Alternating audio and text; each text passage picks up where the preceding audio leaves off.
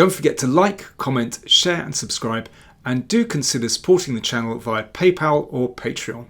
You'll find the links in the video description. It's the grand finale of the Charity Cup. Looked like Magnus Carlsen was in complete control. He won the first set on the first day. He won the first game on the second day. He crushed Duda. He also looked good in game 2, but Duda managed to turn it around. So 1 game all, second set, and this is the third game.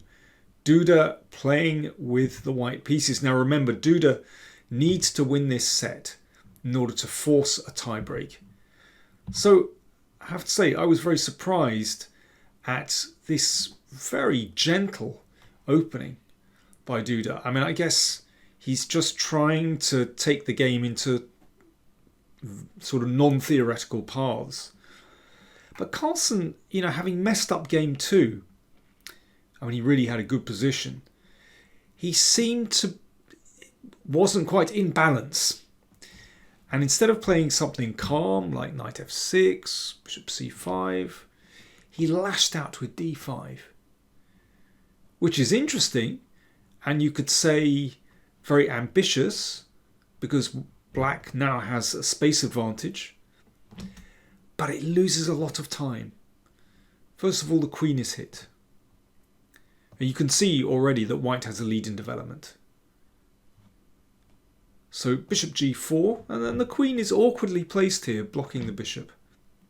So that pins. h3.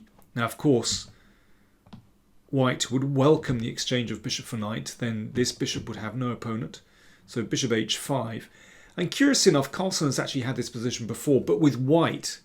He had this against Aronian in London 2019, and that game went like this. And you can see that the knight can grab the bishop. I mean, perhaps the pawns on h3 and g4 slightly weakening, but I mean, I think positionally very well motivated. Even though Carlsen actually lost that with white, but seems reasonable. But instead, Duda just sort of hung back with d3, didn't commit yet. f6.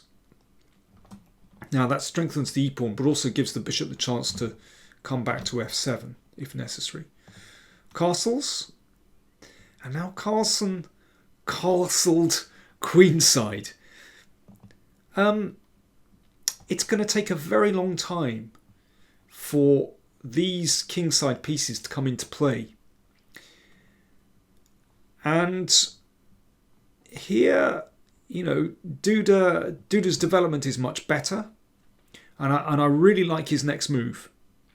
He sees the initiative. So while black's pieces are stuck here, Duda decided, okay, I'm just going to create trouble on the other side of the board, preventing black from developing, preventing black from finding his feet. Now, if black doesn't accept this pawn, let's say he tucks the king away, the idea is to play b5. Okay, let's push the bishop away. And then just storm with the pawns. a5, b6 or a6. This is an extremely dangerous attack. You can see how black is suffering here when these pieces simply can't come over to the other side of the board very easily to defend. It's a beautiful initiative for white. Okay, let's come back. So Carlsen decided, fine, queen takes b4. I'll take it. But of course that entails considerable risk now that there's this semi-open b-file. Queen a5.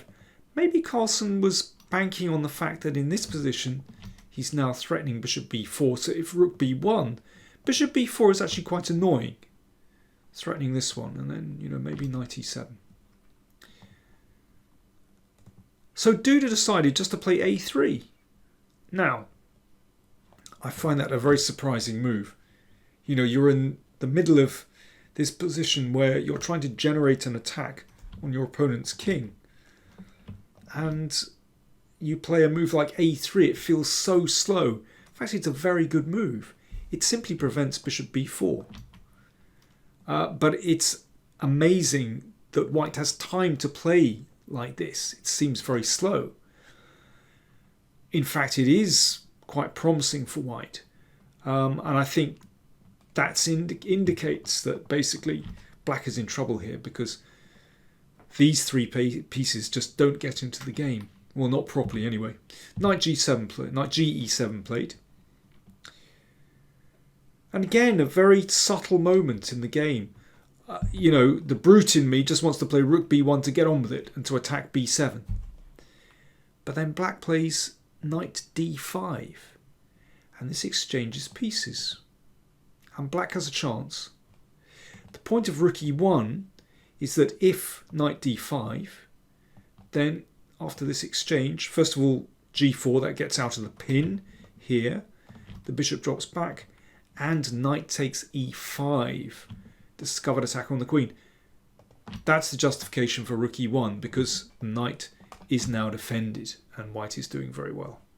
Okay, back we go. So rook e1 played. So bishop f7.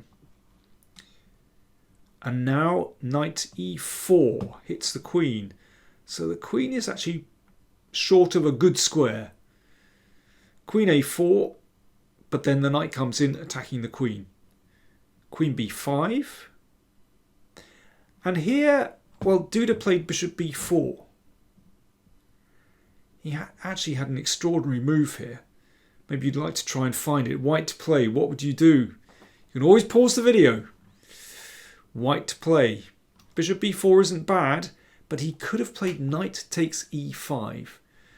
Now, let me point out one particular variation. If pawn takes knight, queen g4 check, king b8, knight takes b7. So basically this just cracks open the b file. And that should be a winning attack. It's rook. It'll be rook and two minor pieces against the queen, but I think basically white is so active that once this one comes in, this should be winning for white. But Duda played bishop b4. And, well, Carlsen took on b4. Maybe knight f5 was a better chance. But knight takes, pawn takes. That opens up the a file. The knight is held. Knight c6. Well, Duda played a spectacular move here and a very strong move. Knight g5. It's some similarities with the other position, because after pawn takes knight, queen g4 check. Knight d7 check. Now that was taken. There's a nice variation here actually. Let me just show this very quickly. If the king goes in the corner, then it's actually possible to do this. Here, I mean, I don't know whether there might be something better, but let me just point out this idea. Takes here, check, and it's Anastasia's mate, except the queen can interpose. And this one isn't quite over actually. But you imagine that white should be winning that position somehow. Anyway, it does feel very strong.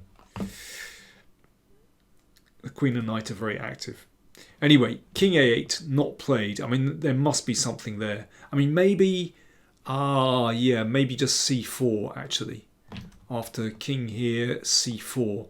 That's probably even better, because after this, then the second rook comes in. I mean, that's probably more convincing than what I was doing actually. Okay, let's come back. So knight d7 check. That was taken by Carlsen. Bishop threatened. Bishop takes b4, but there's no need to take here. Rook b1, of course. Oh, just coming back to this position. Yeah, if the bishop, well, if it moves away somewhere, then queen here is going to be mate. In any case, that bishop is in trouble. So bishop takes b4. Now instead of playing queen takes bishop, rook e b1.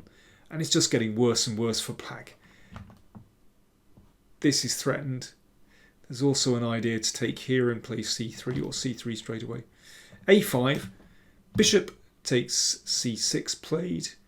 If pawn takes, then queen takes bishop. If queen takes, that's a winning endgame because that one drops. So queen b6 played. Well, this is pretty horrible. c3 anyway. Rook here. Pawn takes bishop. So now Duda is a whole rook up. And that was the final position. It's getting worse and worse. Rook attacked and then the bishop drops. And obviously with an extra rook, that is going to be the end. I mean, what a crushing victory. Really nice initiative from Duda. I do like b4. You know, if you hang around here, I mean, there are alternatives. One could play bishop b3, maybe knight e4. But b4 is great because Duda recognised that this was the moment to strike. Black is behind in development, so just seize the moment, go for it, keep the initiative, and it worked absolutely perfectly. So with that victory, Duda was now 2-1 up in the second set. He managed to draw the fourth game, so he won the set, one set all, and they went into a tiebreak.